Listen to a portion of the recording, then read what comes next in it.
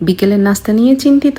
আপনার বাসায় যদি থাকে এই সামান্য কয়েকটি উপকরণ, তাহলে খুব সহজেই বেকারি স্টাইলের এই চিকেন স্টাফ বানটা কিন্তু চুলাতেই রেডি করে ফেলতে পারবেন চটজলদি। অবাক হচ্ছেন যে চুলাতে এত সুন্দর কালার আসবে কি করে? জি, অবশ্যই আসবে। কিছু টিপস অ্যান্ড ট্রিক্স রয়েছে যেগুলো ফলো করলে অবশ্যই একদম ওভেনে তৈরি করার মতনই কালারটা চলে আসবে। তাহলে চলুন শুরু করা যাক। হ্যালো, আসসালামু আলাইকুম everyone, welcome to the life in flavours new blog. Chicken stuff বানটা রেডি করার জন্য ফার্স্টেই ময়দার খামিরটা আমার কিছুক্ষণের জন্য রেস্টে রাখতে হবে। দ্যাটস ওয়াই আমি আগেই ময়দার খামিরটা মাখিয়ে নিয়েছিলাম। ময়দার খামিরটা তৈরি করার জন্য আমি নিয়েছি চেলে নেওয়া 2 কাপ ময়দা, 1 চামচ ইস্ট, যে কোনো ভালো ব্র্যান্ডের ইস্ট আপনারা এখানে ইউজ করতে পারেন, 2 চামচ চিনি, 1/2 চামচ লবণ, 2 চামচ গুঁড়া দুধ। এরপর এই শুকনো উপকরণগুলোকে আমি খুব ভালোভাবে হাত দিয়ে মাখিয়ে নেব। তারপর এখানে অ্যাড করব আস্তে আস্তে করে কুসুম গরম পানি। কুসুম গরম পানিটা এতটুকু গরম হতে হবে যেন আপনি একটা আঙুল চুবিয়ে রাখলে সহ্য করতে পারেন। পানি দিয়ে খামিরটা মাখানোর পর আমি সেটাতে অ্যাড করে দেব 2 চা চামচ খাবার তেল। তেলটা অ্যাড করার কারণে যে একটা স্টিকি ভাব ছিল সেটা কিন্তু চলে যাবে, তখন খামিরটা মাখাতে আরো ইজি হয়ে যাবে। খামিরটা কিন্তু কোনোভাবেই শক্ত করা যাবে না, একদম নরম সফট একটা ডো তৈরি করে নিতে হবে। আমার খামিরটা মাখানো হয়ে গেছে। এখন দেখতেই পাচ্ছেন আমি একটা বল আকারের শেপ দিয়ে তৈরি করে নিয়েছি এবং উপরে কিছু তেল মেখে দিয়েছি। এখন এই খামিরটাকে ঢেকে আমি রেস্টে রেখে দেব সর্বনিম্ন 1 ঘন্টা, এর চেয়ে বেশি রাখতে পারলে আরো ভালো। খামিরটাকে রেস্টে রেখে এখন আমি ভেতরের পুরটা রেডি করে নেব। তার জন্য আমি চুলায় একটা প্যান বসিয়ে সেটাতে 2 টেবিল চামচ তেল অ্যাড করে সেখানে 1 কাপ পরিমাণ পেঁয়াজ দিয়ে দিয়েছি।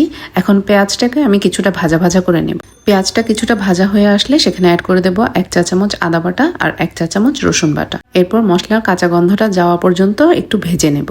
মশলাগুলো ভাজা হয়ে আসলে সেখানে অ্যাড করে দেব 1 চা চামচ মরিচের গুঁড়ো, 1 চা চামচ হলুদের গুঁড়ো, 1 চা চামচ ধনিয়া এবং জিরার গুঁড়ো আর 1 চা চামচ গরম মশলা আর 1/2 চা চামচেরও একটু কম গোলমরিচের গুঁড়ো। এখন এই মশলাগুলোকে সামান্য একটু পানি দিয়ে আমি ভালো করে ভেজে নেব। আমি কিন্তু এখানে লবণ অ্যাড করতে ভুলে গিয়েছিলাম, তাই অ্যাড করে দিচ্ছি স্বাদমতো লবণ।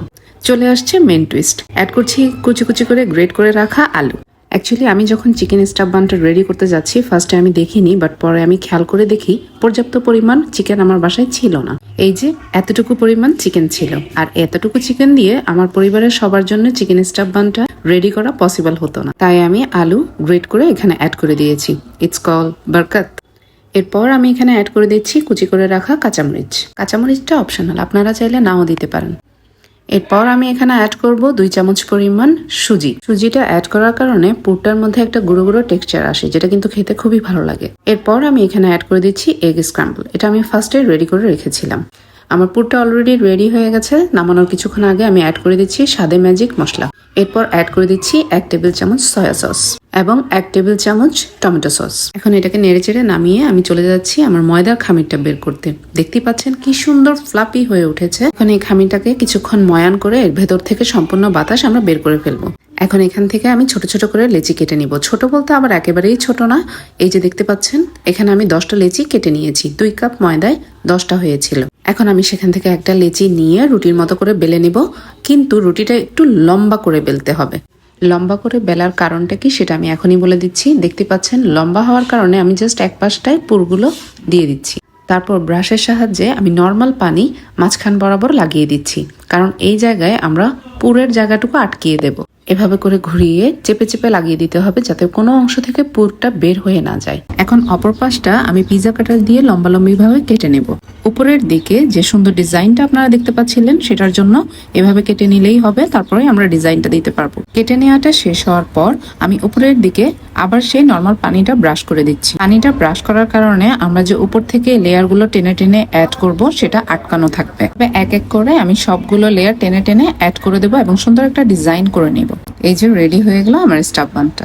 এক এক করে আমি সবগুলো স্টাফ বান রেডি করে নিয়েছি এবং রেডি করার পর এগুলোকে 20 মিনিটের জন্য আমি রেস্টে রেখে দেবো। উপরে দিয়ে দিব একটা শুকনো সুতির কাপড় ভিজিয়ে। 20 মিনিট পর এটাকে চুলায় দেওয়ার আগে আমি এটাতে একটা মিক্সচার ব্রাশ করে নেব। এখানে রয়েছে 1টি ডিমের কুসুম এবং সামান্য একটু লিকুইড দুধ।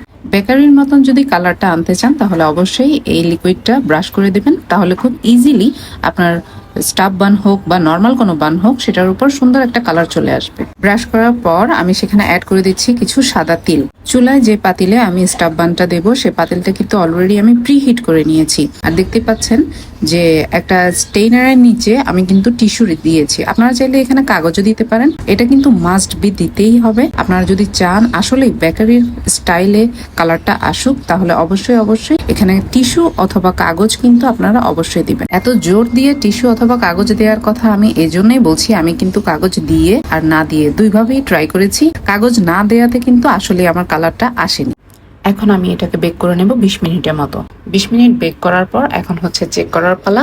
এই যে দেখুন কি সুন্দর একটা কালার এসেছে, দেখতে একদম বেকারির মতন মনে হচ্ছে না বলুন তো? চেষ্টা করবেন এটার উপর অয়েল অথবা বাটার একটু ব্রাশ করে দিতে, তাহলে কালারটা কিন্তু আরো সুন্দর দেখাবে। আমার মেয়ে খুব বেশি ঝাল খেতে পারে না, তাই তার জন্য আমি দুটো নর্মাল বন বানিয়েছিলাম। আপনারা চাইলে কিন্তু সেম ভাবে বার্গার বন তৈরি করে নিতে পারবেন বাসায়। এখন চটজলদি আপনারাও বাসায় ট্রাই করতে পারেন চুলায়, এবং আমাকে কমেন্টস করে জানাবেন কেমন হয়েছে। আর অবশ্যই আপনারা চেষ্টা করবেন পুরটা যেন সম্পূর্ণ চিকেন দিয়ে করেন, তাহলে কিন্তু খেতে আরো বেশি মজা লাগবে। Thank you for watching my blog.